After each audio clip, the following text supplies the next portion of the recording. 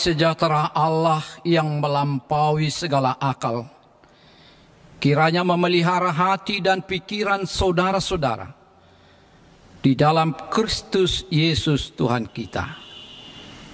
Amin. Shalom Bapak Ibu Saudara sekalian.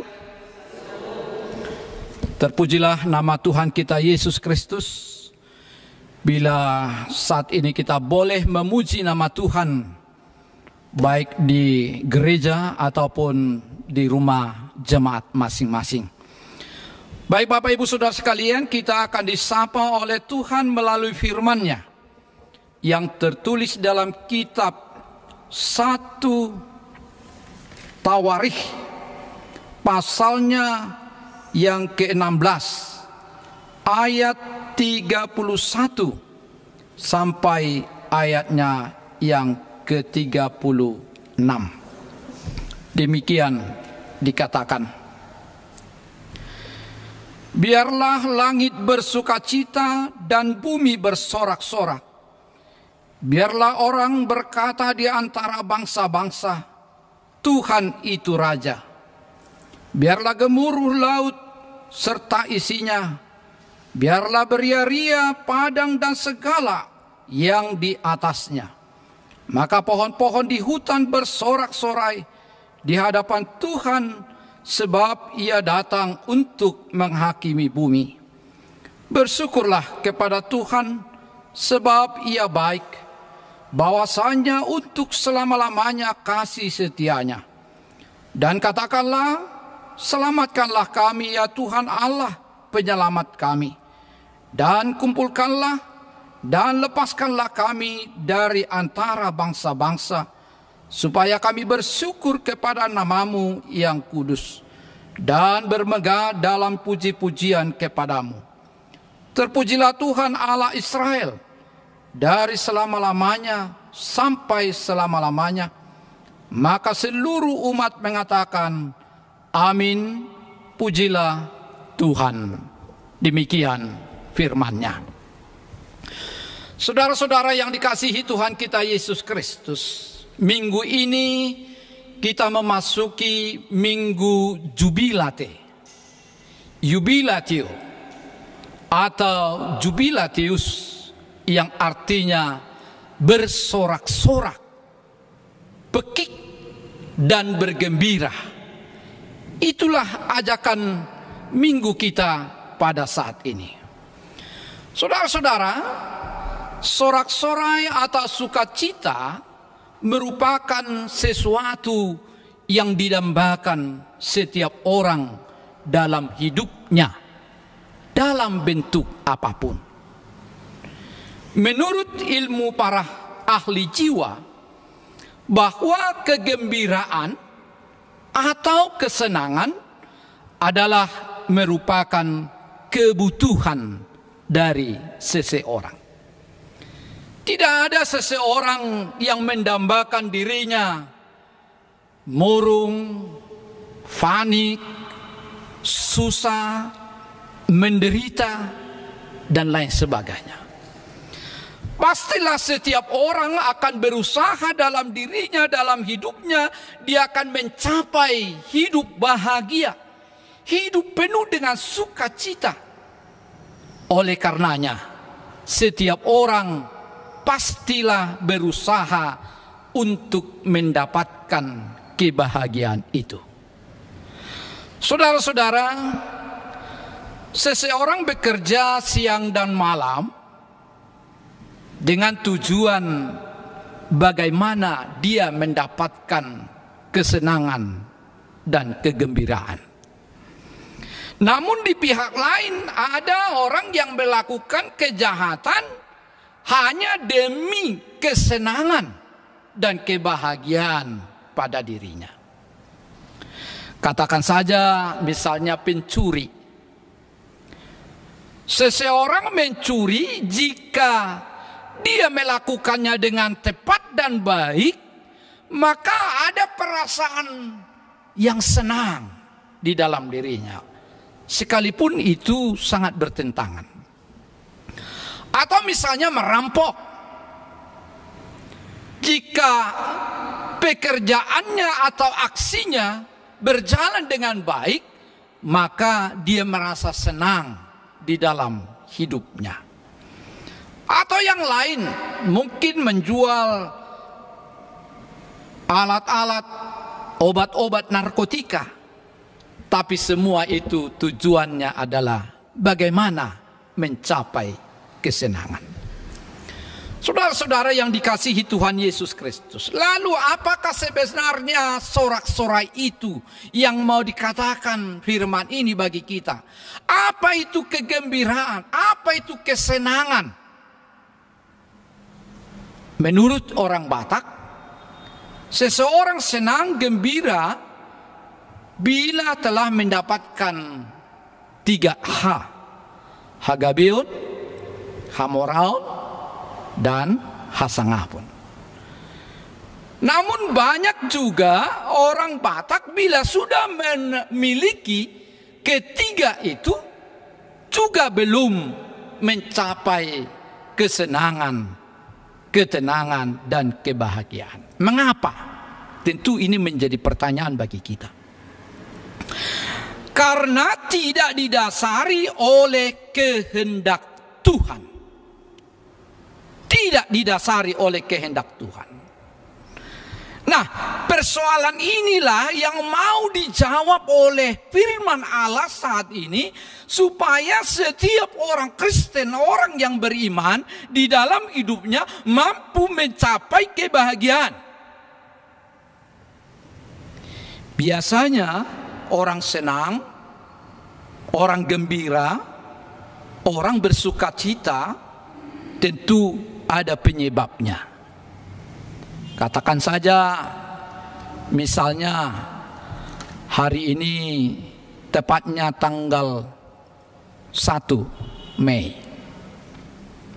Mungkin bagi ASN dan lain sebagainya ada sukacita yang luar biasa karena sudah menerima pendapatan bulanan. Ada orang yang bergembira karena mendapatkan sesuatu yang dia inginkan. Mungkin lama diharapkan atau mungkin dicita-citakan, tetapi pada waktunya dia menerimanya. Ini juga adalah bagian daripada kebahagiaan.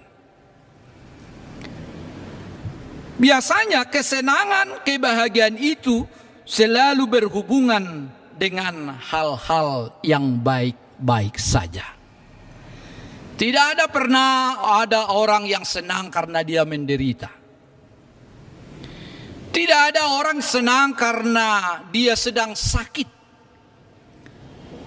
Oleh karenanya kebahagiaan itu, kesenangan, sukacita itu senantiasa berhubungan dengan hal-hal yang baik-baik saja. Bapak Ibu Saudara sekalian, melalui firman ini bahwa Daud bersukacita dalam dirinya serta memuji-muji Allah sebab dia dapat membawa kembali tabut perjanjian Allah yang akan dibawa ke Yerusalem. Ketika bangsa Israel dikalahkan oleh bangsa Palestina, tabut perjanjian tersebut ikut dirampas dan dikuasai mereka selama beberapa bulan. Tetapi kemudian dapat direbut kembali oleh bangsa Israel dan selama 20 tahun ditempatkan di Kiryat Yarin. Pada saat Daud bangkit menjadi raja dan menjadikan Yerusalem sebagai ibu kota, Daud membawa tabut perjanjian dari rumah Abinadab, dan selama dalam perjalanan mereka bernyanyi-nyanyi, bersorak-sorak, bahkan menari-nari oleh karena sukacita yang luar biasa karena mereka membawa kembali tabut perjanjian Allah itu. Namun tiba-tiba tabut itu mau jatuh dari kereta, tetapi datanglah yang namanya si Usa Dia memegang tabut itu, tapi dia mati secara tiba-tiba. Sebab tabut itu kudus adanya, lambang dari kehadiran Allah. Kemudian tabut perjanjian tidak dapat dibawa ke Yerusalem. Lalu disimpanlah di rumah Obed Edom selama 3 bulan. Sehingga keluarga Obed Edom mendapatkan berkat yang dari Tuhan karena rumahnya berkenan menjadi tempat tabut perjanjian Allah. Setelah 3 bulan, maka dibawalah kembali tabut itu ke Yerusalem. Kemudian dibuatlah persembahan korban bakaran di bait suci. Dan inilah yang menjadi jubilate Raja Daud. Jubilate Raja Daud, dia merasakan bahwa kehadiran Allah ada di dalam setiap kehidupannya. Nah, saudara-saudara, firman Tuhan hari ini mau mengajak kita bagaimana kita mau bersorak-sorai bagi Tuhan. Bagaimana kita bersukacita di dalam Tuhan. Karena bagi orang-orang yang senantiasa merasakan jamahan dan pertolongan Tuhanlah yang mampu bersorak-sorai kepada Tuhan. Dengan alasan yang pertama, melihat betapa dahsyatnya segala pekerjaan Tuhan. Kekuatan Tuhan membuat semua musuh tertunduk. Betapa luar biasanya tindakan Allah. Inilah hal yang pertama yang mendorong umat Tuhan bersukacita karena segala perbuatan Tuhan di luar daripada pekerjaan manusia. Yang kedua, bahwa Allah memerintah penuh dengan wibawa dan kuasa. Ia memerintah tidak hanya sementara, tetapi dia memerintah sampai selama-lamanya. Ia juga memperhatikan umatnya yang memberi keadilan atas musuh-musuhnya. Dan itu bisa kita lihat dalam ayatnya yang ke-36. Terpujilah Tuhan Allah Israel dari selama-lamanya sampai selama-lamanya. Itu artinya bahwa Allah yang kita percayai dan yang kita pahami tidak hanya Allah Israel pada saat itu, tetapi dia Allah yang kekal sampai selama-lamanya. Bapak Ibu Saudara sekalian, bahwa kehadiran Tuhan dalam tabut perjanjian bagi bangsa Israel adalah suatu tanda kehadiran Allah dan jaminan penyertaan Allah. Oleh karena itu sepatutnya kita bersukacita. Kalau Allah mau bersama-sama dalam hidup kita, dimanapun kita berada, kita patut bersukacita. Kalau dia mau tinggal dan mau melawat kita dalam segala kehidupan kita, dalam ibadah kita, baik di gereja atau di rumah saat ini, itu juga adalah yang membuat kita agar bersukacita. Dan dia akan bersama-sama kita kapan dan dimanapun. Inilah yang menjadikan orang percaya bersorak-sorak dan bersukacita. Kita harus mensyukuri segala perbuatan Tuhan. Kalau dalam bahasa Batak dikatakan ikut tahalongak kodo pampahe dan nidebata, semua perbuatan Allah, khususnya kepada kita yang sudah menerima jamaah atau lawatan Tuhan dalam hidup kita. Yang kedua, jikalau Allah telah menetapkan umat Israel menjadi umat pilihannya, maka kita juga sebagai suku Batak, Tuhan telah memilih dan menetapkan kita menjadi pewaris kerajaannya. Oleh karena itu kita sebagai suku bangsa Batak, suku bangsa atau mungkin orang-orang yang percaya kepada Allah, maka sepatutnya lah kita bersukacita, bersorak-sorai. Karena apa? Karena ternyata tidak hanya Israel saja yang dipilih, kita juga orang yang sudah ditebus adalah umat pilihan Tuhan.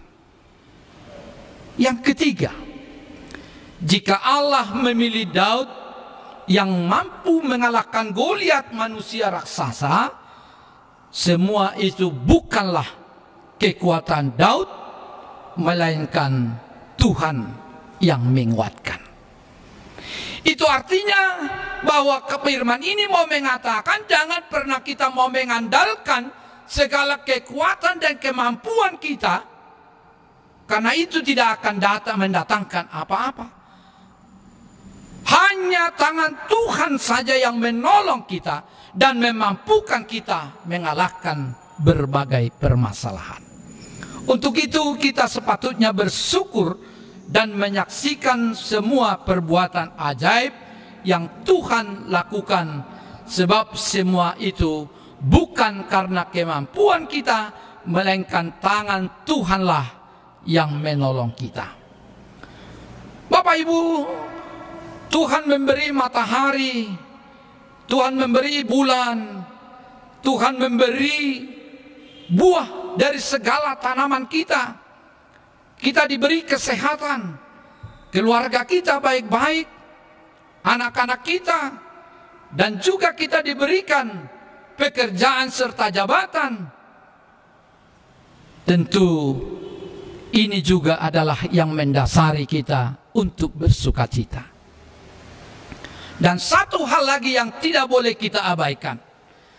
Kalau Tuhan memberi kesempatan kepada kita, kita boleh menyimpankan uang kita di bank. Tentu ini adalah syukur dan ucapan terima kasih kita, karena Tuhan menitipkannya kepada kita. Saudara-saudara yang dikasihi Tuhan Yesus Kristus, pujian akan keluar dari hati dan mulut kita bila kita sering mengakui segala perbuatan Allah dalam kehidupan kita. Ada seorang teolog Indonesia, yaitu Pendeta Dr. Eka Dharma Putra. Dia berkata, hanya orang-orang berimanlah yang bisa menyanyi bagi Tuhan. Tanpa pengalaman dan penghayatan iman akan perbuatan Tuhan dalam kehidupan kita, tidak mungkin kita dapat menyanyikan nyanyian baru dan pujian kepada Allah. Hal ini terlihat dalam diri Raja Daud pada ayat yang ke-34. Bersyukurlah kepada Tuhan, sebab Ia baik, bahwasanya untuk selama-lamanya kasih setianya. Mengapa Daud mengatakan demikian? Pertama, bahwa Daud telah merasakan bahwa tangan Tuhanlah yang menyediakan semua dan menyuruh Raja Hiram membangun istana yang megah baginya. Hidup makmur dirasakan semua umat Tuhan pada saat itu. Yang kedua, mengapa Daud mengatakan bersyukurlah kepada Tuhan? Dia merasakan bahwa kasih karunia Allah semata-mata sajalah yang memampukan dia untuk hidup, yang mengampuni dosanya, dosa masa mudanya, dosa masa lalunya, bahkan dosa perselingkuhannya. Saudara-saudara, lalu bagaimana agar kita benar-benar berjubilate menyanyikan Tuhan dalam kebesarannya? Caranya adalah memahami hidup dan kehendak Allah. Caranya adalah memahami hidup dan kehendak Allah. Mengapa banyak orang yang tidak mampu bersuka cita? Ini tentu menjadi pertanyaan. Mengapa banyak orang yang tidak mampu bersuka cita padahal hidupnya senantiasa dekat kepada Tuhan, padahal dia senantiasa berdoa, padahal dia senantiasa beribadah kepada Tuhan. Ada seorang teolog, Anthony de Mello, mengatakan bahwa ada di antara kita salah mengerti, ada paham yang keliru terhadap sukacita dan kesenangan. Ada paham yang keliru. Apa itu? Kita selalu beranggapan bahwa kesenangan, kebahagiaan itu didapati dari luar diri manusia. Sehingga orang senantiasa melampiaskan segala keinginannya melalui dirinya sendiri. Dia merasa bahwa minuman keras, narkoba, hobi, kenikmatan sesaat adalah kesenangan bagi dirinya. Ternyata semua itu tidaklah mendatangkan kesenangan yang abadi. Justru bisa saja mendatangkan penyakit, stres, bahkan depresi. Jadi menurut Anthony de Mello, bahwa kegembiraan bukanlah sesuatu yang dapat dikejar, tetapi kegembiraan adalah buah dari sesuatu. Kegembiraan bukan ada di luar sana, bukan ada di luar diri kita, tetapi kegembiraan, kesenangan itu timbul dari diri kita sendiri. Kegembiraan ada di dalam diri kita, bukan di luar diri kita. Ikan asin bila dinikmati akan lebih enak dari daging. Seperti lagu para pemuda dulu yang dinyanyikan grup The Mercy, dia mengatakan dalam syair lagunya, kalau cinta sudah melekat, tai gigi rasanya jadi coklat. Ternyata bahwa kebahagiaan itu dari diri sendiri. Tidak karena kita lihat di sana megah, mewah, enak, lalu kita katakan, oh mungkin barangkali situ tempat yang senang. Belum tentu. Kebahagiaan itu datang dari diri sendiri. Nah jika itu terjadi, maka kita dapat bersyukur dan memahami hidup. Seperti yang saya katakan tadi, caranya adalah memahami hidup dan kehendak Allah. Bapak Ibu Saudara sekalian yang terkasih, mengapa kita sulit bergembira dalam hidup ini? Mengapa kita sulit bersorak-sorai, bersukacita, sekalipun firman Tuhan sudah dikabarkan, sekalipun sudah ada banyak orang yang mendoakan kita, sekalipun kita sudah memilih channel-channel yang terbaik untuk menghibur diri kita, mengapa toh kita masih belum bisa bersukacita atau memiliki kesenangan? Karena terlampau banyaknya syarat-syarat yang kita buat dalam hidup ini. Banyaknya syarat-syarat yang kita buat dalam hidup ini. Misalnya, aku senang kalau aku banyak harta. Aku senang kalau aku punya uang banyak. Aku senang kalau aku naik pangkat dan jabatan. Kalau anak-anakku semua sudah bekerja. Kalau sudah punya cucu, punya menantu, punya ini, punya itu, dan lain sebagainya. Padahal sesudah punya cucu, Toh ada yang susah. Tidak punya anak juga susah. Punya anak juga ada yang susah. Lalu mana yang benar? Kalau kita membuat syarat-syarat dalam hidup kita ini supaya kita mencapai kebahagiaan dan kesenangan. Bapak Ibu Saudara sekalian, agar kita dapat bersorak-sorai dalam hidup ini, ada beberapa resep yang disampaikan kepada kita saat ini. Yang pertama, milikilah iman yang teguh. Milikilah iman yang teguh. Katakanlah di dalam dirimu bahwa semua hidup ini telah diatur oleh Tuhan. Katakanlah di dalam dirimu bahwa hidup ini sudah diatur oleh Tuhan.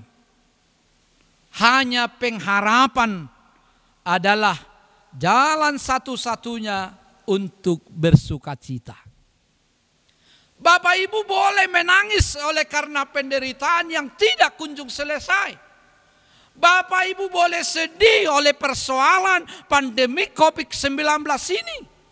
Tetapi satu hal yang tidak bisa hilang dalam kehidupan orang percaya adalah pengharapan. Karena itulah satu-satunya membawa kita penuh dengan sukacita. Harapanlah yang membuat kita bersukacita. Walaupun saat ini belum kita rasakan, tapi pengharapan itulah yang menghantarkan kita hidup dengan sukacita. Kita boleh lihat Roma 12 ayat 12a. Bersukacitalah dalam pengharapan. Jangan putus asa. Jangan sedih. Apapun yang kita alami, problem hidup, ekonomi, dan lain sebagainya, bahkan rumah tangga. Jangan pernah kita kehilangan harapan. Bersukacitalah dalam pengharapan. Itulah yang pertama yang Tuhan katakan agar kita bisa bersukacita atau bersorak-sorai. Yang kedua, mengucap syukurlah selalu. Tadi dalam bacaan kita, Efesus 5 ayat 20. Ucapkanlah syukur senantiasa atas segala sesuatu dalam nama Tuhan kita Yesus Kristus kepada Allah dan Bapa kita. Mengucap syukurlah selalu. Tentu Bapak Ibu, hal ini yang hilang dalam kehidupan kita. Kita sering tidak mensyukuri kehidupan yang terjadi. Kita tidak mensyukuri napas kehidupan yang Tuhan berikan. Oleh karenanya jika kita bersyukur selalu, maka itulah yang membuat kita memahami Allah dalam hidup ini. Kita akan mengatakan bahwa daksude sarupa natinur pukoni dewata. Tuhan punya rencana buat segala sesuatu. Mengucap syukurlah selalu. Yang ketiga, mensyukuri apa yang ada atau rasa syukur atau cukup adalah harta kita yang paling mahal dan yang paling berharga, yang pasti memberi sukacita.